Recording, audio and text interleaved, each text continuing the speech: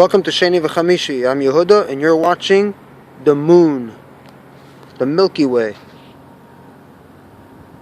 Yeah, I have it, like a diamond. What do you have? Okay, I have. You hear me? Okay, let's see what we got here. Okay, you're watching the moon right now. I spoke to a boy, and he said to me, we lost a lot in Am Yisrael. We lost, what we lost was Chachamim, we lost the Nevi'im, we lost the Kehanim, we lost the Malachim. The Lubavitcher Rebbe would say, we live in a Cheshech Kaful Mechuppel, like a very dark time. So my question is, what did we lose? Did we lose also the Even Ezra, the Rambam, Rabbi Levi ben Gershom, the Chachamim who civilized our religion from what it was till today? Is that considered a loss also? Definitely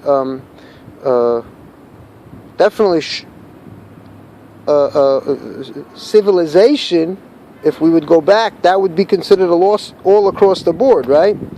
Even the most religious people would shiver if we told them we're going back to the types of primitive, archaic, barbaric a form of religion and belief and worldview.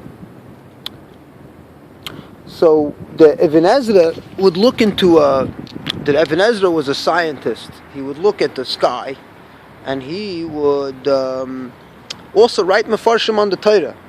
So we didn't lose the Even Ezra's mefarshim. So why did we lose his science? Why did we lose his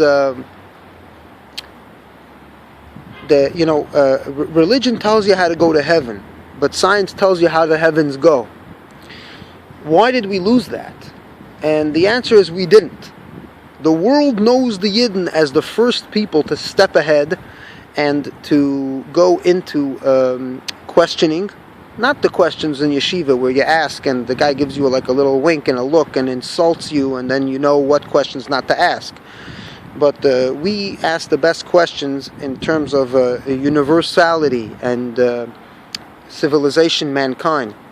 When the world thinks of Yidden, they don't think of people who live by the book better than ISIS does, or the Muslims, or better than the brutal Christians. We never had a church for 3,000 years or so where we would do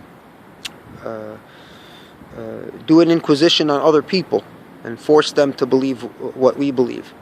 So we've been freed from those cancers of mankind, the temptation of power and how it corrupts. So we Yidden, we're the first. When people think of us, they think of a people of science who happen to have a religion. What type of a religion?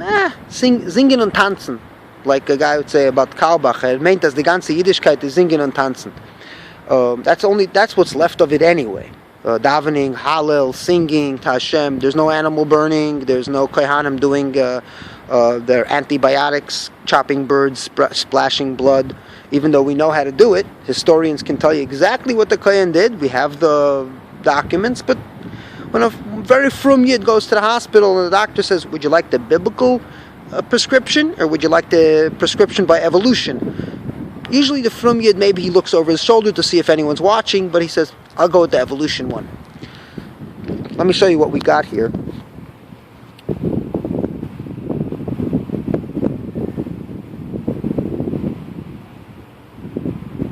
That's not going to be easy.